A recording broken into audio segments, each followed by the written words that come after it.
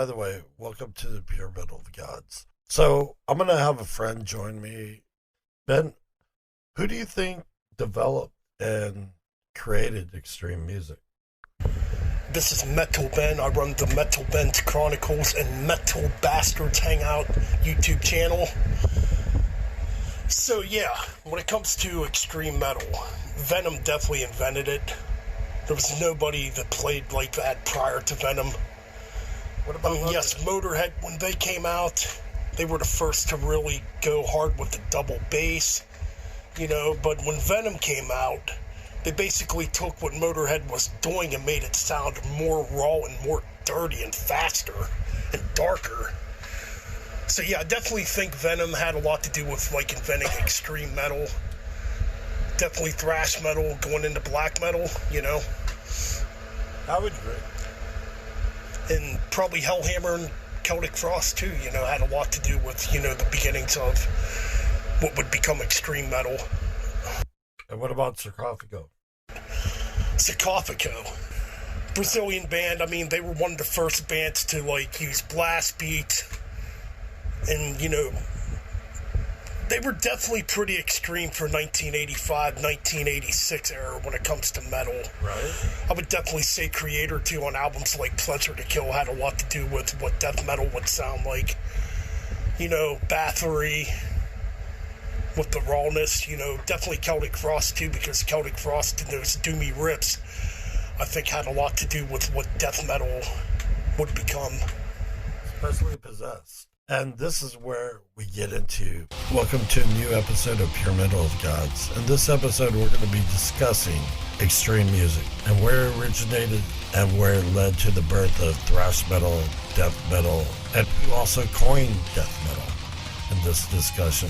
In order to do that, we got to go back to the 80s, traveling back in time to one band in particular, that would be Venom. You see, without Venom, Jeff, Abaddon, and Kronos, a lot of the bands that we love today and we listen to would not be here without them, because Venom played an important role in creating all this.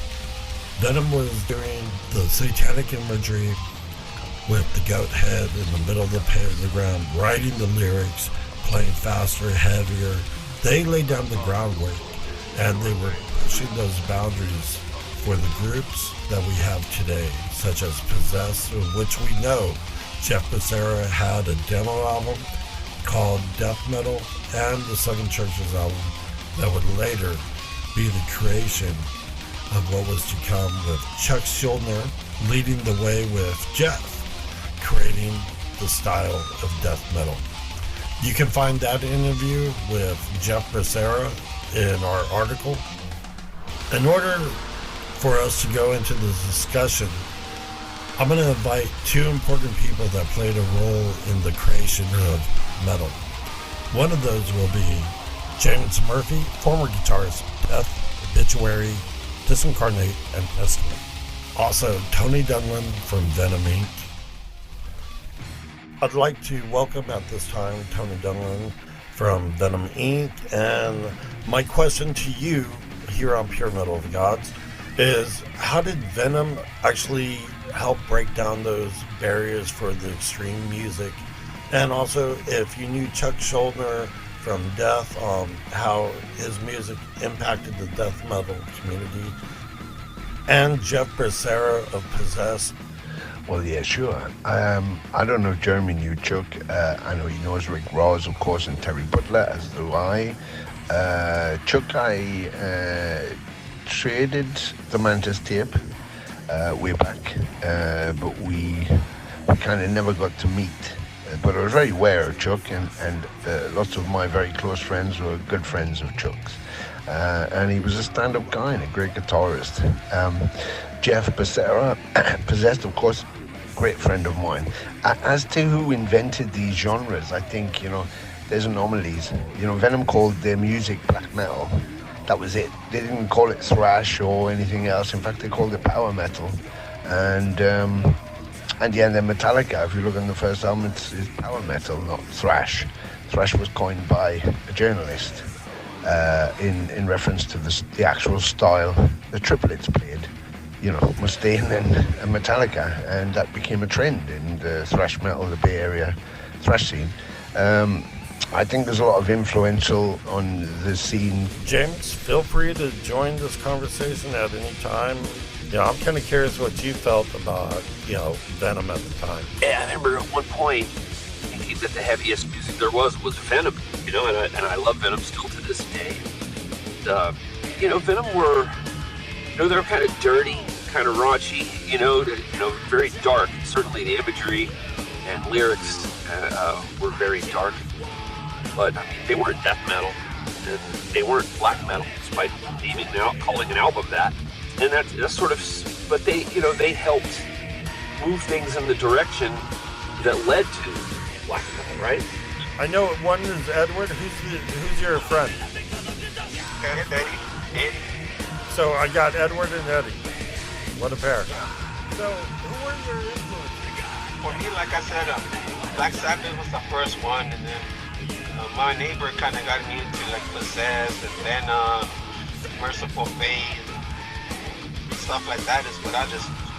So they got you into the more extreme, am I right, Eddie? Right. Yeah, like me, like right now, man, I'm a big Morbid Angel fan, I'm a big Battle Cross fan, Lamb of God, stuff like that.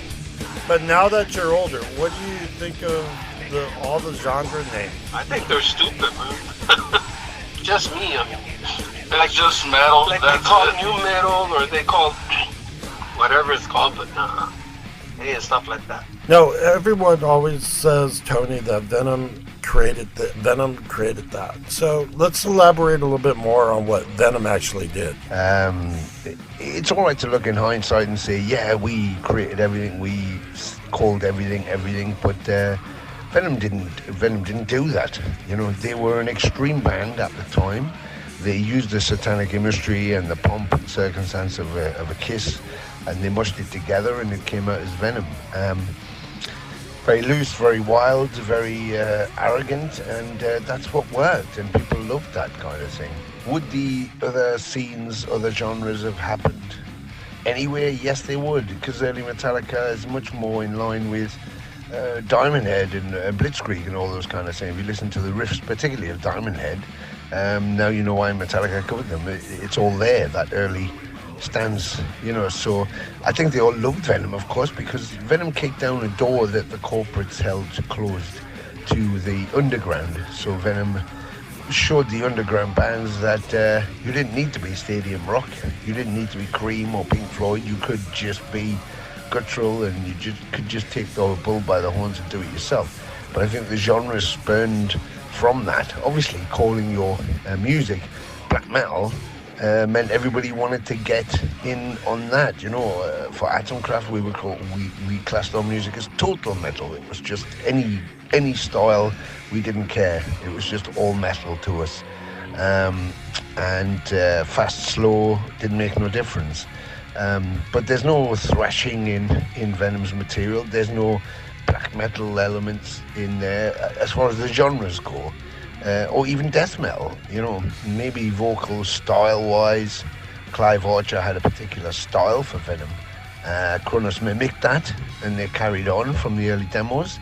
And so if people took that and thought, yeah, I want to shout, or I want to make that deeper or more coarse, or I want to make my imagery even more satanic, or I want to make my music even faster. I mean, that's what happens, Everybody wanted to be faster, write a faster song than Overkill, and you got Metallica and Slayer, and then you got Cryptic Slaughter, so the bands got faster and faster and faster, and then at some point they started to slow it down, so you had doom metal, where they got slower and slower and slower, and they took the Black Sabbath and they took those heavy songs, so, it was all happening, and it would have happened anyway. Maybe in different ways it would have happened, but I think Jeff Becerra, Chuck Schuldiner. James, what's your opinion on Possessed and their very first creation of 7 churches, and that was called death metal, named after the title of the song off the 7 churches?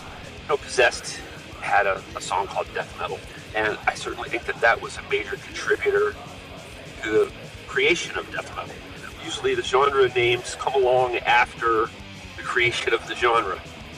People that are making music are just making music. They're not thinking about what it's called. Especially I think the people who forge into new territory and create new sounds that it's the new sound that creates the need the need in some people's mind for a label for it. So death metal.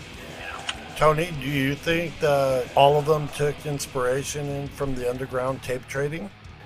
All these people took inspiration from the underground, from tape trading, from the music they were listening to from across the planet, much like Tamora Hellhammer, and then he moved into his own Bathory, being influenced by Venom, then moved into his own Merciful Fate, King Diamond, so they all grew in their ways and grew different. The genre black metal took the name black metal, obviously, from Venom, without a doubt, but the genre is very, very different and much more influenced by the likes of Bathory and that kind of orchestral, moody kind of stuff, I think. So it's a very interesting question. At the time, there was no genres like that. Metal was just metal, everything was everything, and we didn't care. James, what do you think Chuck, how he was processing everything to lead to his development in death metal? Chuck's creative mind, because he was being influenced by and fed from all these sources, including Possessed, and even including, Venom and lots of stuff that was going on at the time. There was a whole genre back then that, no one really uses this name anymore, but we call it speed metal. Chuck was heavily influenced by speed metal bands. When he wrote Scream Bloody Gore, he was just, he had just taken in his influences and he was just trying to come up with something, extreme and heavy and, over the top. He wasn't calling it death metal most likely. And so, but to sort of get to the heart of your question, I guess, that you put to me, I don't think that the influence of Scream Bloody Gore and Leprosy and the albums that followed can be overstated. I think it's impossible to overstate it because it was absolutely massive. It was seismic for me. I was a huge fan of Scream Bloody Gore and Leprosy before I ever joined the band.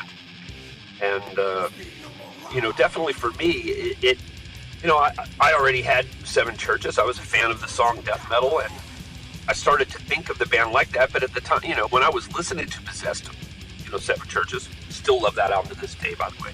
And Jeff is a good friend. Love Jeff. And, I never thought of it as death metal. I didn't think of it as anything except just extreme and heavy and dark. I don't think I even thought of it in terms of a genre. But for sure, early on, as I was listening to the band Death, the genre label of death metal, came to my attention, and I adopted it and thought of death that way from the beginning. And I think they were the very first band that I ever thought of that way. Hello friends, I'm David Garcia. I'm from Burning, Thrash, speed metal band from Colombia. I've been listening to metal, involved into metal live for a long time, and there are a lot of bands that influenced me as metalhead, and also the way I do music, such as Venom, Metallica, old Metallica, Possessed, such a lot of bands, Teutonic thrash metal, such as Creator, Sodom and Destruction. I've always been an enthusiast of extreme metal, speed and powerful sounds, and that's the way I learned from them to make my own music. I found the ideas and the motivation encouraging to create my own music, not only making covers or copy other things. Bands such as Venom or Slayer or Testament, Exodus, they are known as being predecessors of a lot of genders metal, a lot of the styles. They were so originals, and that was the way, when I was a kid, that was the way I thought my music would be. Tony, would you feel that in the early 80s that the music had a game? And then the explosion through the 80s of thrash metal then started to create these subgenres of thrash metal, people who weren't quite thrash or were more hardcore coming from the East Coast, like an Anthrax, or, Suicidal Tendencies going west, and you had all those agnostic fronts, so crossing over from punk metal and English Dogs here, so there was lots of crossover stuff. It was a very exciting time, and I think it was a combination of creation rather than one specific source. And people like Jeff Becerra titled his music death metal. Venom titled theirs black metal. Others titled theirs, the way they wanted to as well. So to signify their style being different to the other style. To me, it was all just metal. I loved it. I still do. And I don't really care about the genres. If I like something, I like it. Don't really care what style it is, from Cannibal Corpse to Napalm Death to Metallica to, Possessed or... Give something to the new generations involved in metal. So beyond thrash metal, death metal, heavy metal or speed metal, whatever, I like to think we listen to metal, we belong to metal, we create metal no matter the style or the gender you like, right? No matter what kind of influences you have, if you like old school black metal like Hellhammer or 90s black metal such as Immortal, whatever. James, what's your opinion on what Tony just stated about the whole genres, including with Chuck and what he thought of it? I had been going to shows in Germany for years at that point, and so I had just came into Florida and started going to some shows. I was going to shows like Nasty Savage, Sabotage, and ultimately Death, once Scream Bloody Gore came out. And he moved back, he ended up coming back to Florida and, put together the Leprosy line. And started to go see the band. And, but I wasn't in the fold yet, so I don't really know what they called it at the time. I know that by the time I was in the band, Chuck was fairly tired of the term death metal at that point. Got old to him, this even being called that at a certain point. But, it's possible that he thought of the band as a death metal band when they did Scream Bloody Gore, but I doubt it, I doubt it. I like it, I don't like it, just the way it is for everybody. So, yeah, very interesting. Tony, thank you for being a part of here, and I'm going to wish you a happy holidays and a wonderful new year to come. By the way, do you think, on my final question, do you think that everyone that played a part of the genre to help create the death metal community, it would have flourished even without them? Yeah, sure, and a very happy Merry season to you too, and all the best for 2023 upcoming. Yeah, I think, Cam Lee, Terry, Rick Ross, all those guys, that whole death metal scene, the Obituary boys coming out of, Florida is very interesting, because that's kind of all that scene was born there, like the Bay Area of the thrash. But I think that's it. I think basically, every generation has some anarchists, really, who kick against the envelope, much like Elvis did, or the Pistols did, or the Beatles did. And I don't think there was anything different happening in the 80s. It was kicking against the envelope, and it just exploded as a worldwide phenomenon, and just had a million branches to it, which it still does now, very healthy ones too. And it just grew and grew and grew, and it keeps passing to generation, which is great. So you have the commercial stuff, you have the more commercial stuff, and then you still have the underground, which is flourishing, which of course feeds that commerciality. So you end up with a Ghost, but you might start with a Napalm Death, Hello, I'm Maggie from Gilsan Productions, and if you need an agency, we are your best option. My best influences in my life are Pink Floyd, Pantera, Metallica, Motley Crue, Slide Dying, Killswitch Engage, Pulpit, and many more. Ako ay si Rielizel Beha from in Philippines. Gusto lang ko mag-thank you sa group ng Metallica Testament Venom sa ilang music o sa ilang views, because I am so amazing. Na-amaze ko sa ilang music o sa ilang voice. Kaya grabe yun katsada. Yun mabang-bang. Matt Hudson, DRI, my buddy's brother, I don't know, 12 or 13. I heard that, and I would read some of the circus magazines. I would go search them out because didn't have internet. So I would go to Sound Warehouse and record stores, and I would look at the album cover and say, yep, that sounds good. It looks like it would sound good, and I'd buy it. Right around that time, 12, 13, 14, really remember, probably from friends at school, just heard it, because that's where we used to carry boom boxes to school, shit like that. What did you think about Possessed creating death metal along with Chuck from Death? Well, I like that. That's fucking badass, man. So basically, you would say they created something amazing, got more extreme after the 90s? Yeah. James, we're going to go ahead and talk about a little bit about your past. When you left Death and you were in the Obituary, you were creating your own material for Disincarnate.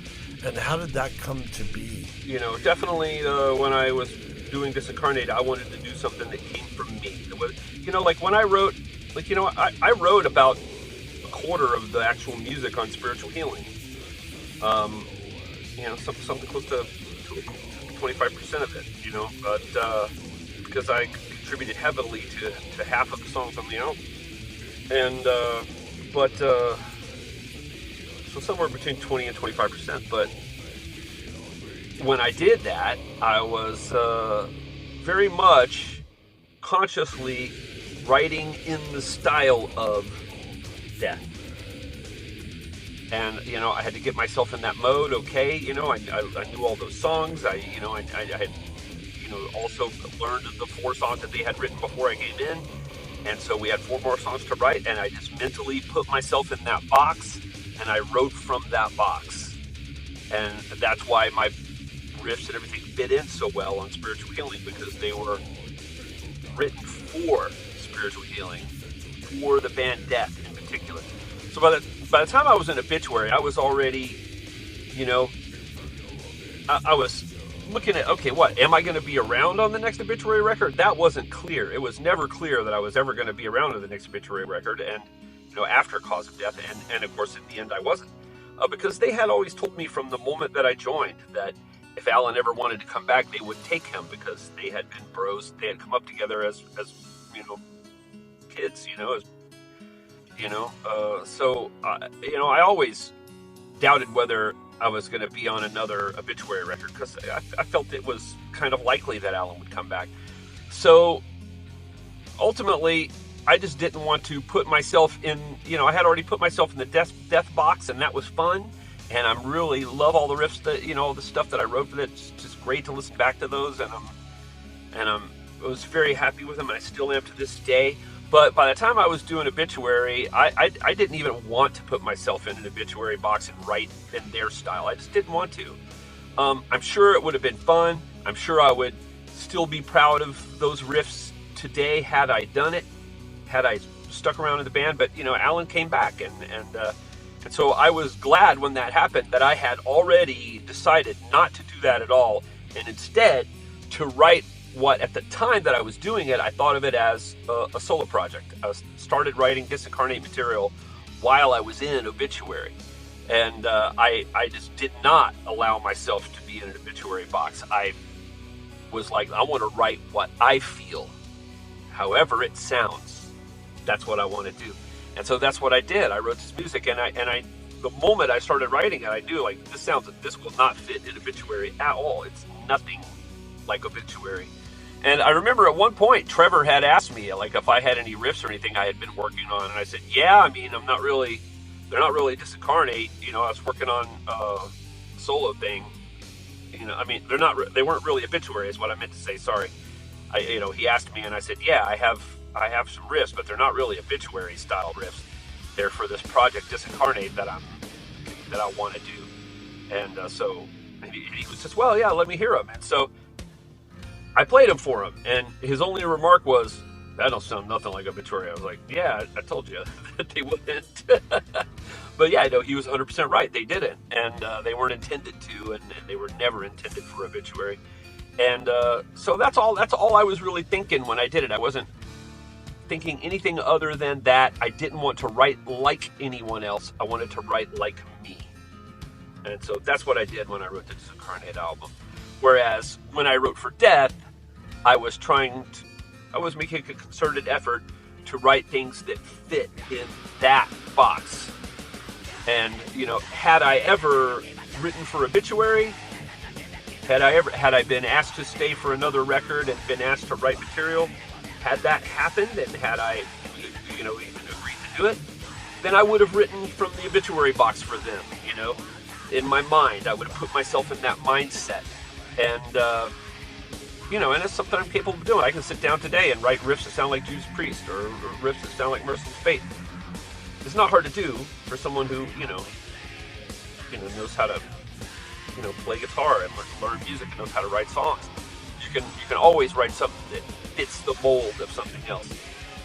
But I just didn't want to fit any mold when I wanted to fit the James Murphy mold, my brain, and what I envisioned for Disincarnate, okay? James, I would like to thank you for being a part of the podcast and also being a part of the article. And you have a great day, and I hope to have you back again some other time. Okay, hope all is well. Take care. Later, buddy. Hey, this is Mike Lewis. I'm the vocalist of Behind Eyes, and I just wanted to say thank you to Tony, James Murphy, Jeff Becerra, everybody that created Death and Possessed and all these bands back in the day. I want to just thank you for paving the pathway for bands like ours and for people like me and like us that enjoy metal music. And I want to thank Pure Metal of Gods for giving me the opportunity to thank you personally. Vin Santos from Manila, Philippines, from the band Resurrected. The Big Four really influenced my playing because it kind of stems out with a punk rock ideology, like social political concerns, Philippines started the punk rock underground movement in the 80s, which I got into because some of my friends introduced it to me, and I liked it because I don't like the norms that they were playing on the local radio stations. And eventually the scene is getting introduced, which I started a band called Agony of Destruction. We played like bands like DRI, cover bands like DRI, Suicidal Tendencies, No Agnostic Front, things like that, and at the same time thrash is already permeating the scene, so that's a new thing. It's like, wow, man, this is cool, this is heavy. The Philippines started an underground punk rock movement in Asia. So when it got evolved from thrash metals getting introduced in the scene, most of us are getting into it because of the fast and loud sound of thrash metal. I learned tuning my guitar from the Songmaster Puppets, from that slow solo part of the song. It inspired me to play guitar while singing. Big Four are the most influenced me the most, because like what I've said, they're like, their ideology and aggression is like punk rock. It's just they're more technical. But it inspired me to play really, like play guitar while singing was Dave Mustaine and James Hetfield, because it challenged me. It's like it's inspired me because of how intricate and difficult of the way they play. Then this death metal thing is also getting into the scene, so it's like an extreme thing of underground music. It's like, wow, this new thing. But the first band I heard, of course, was Death, and it was like, for me at the beginning, it's like it just didn't sink in right away because of that growly voice of Chuck Schuldiner. But right, I adore him. I respect his playing. He's great.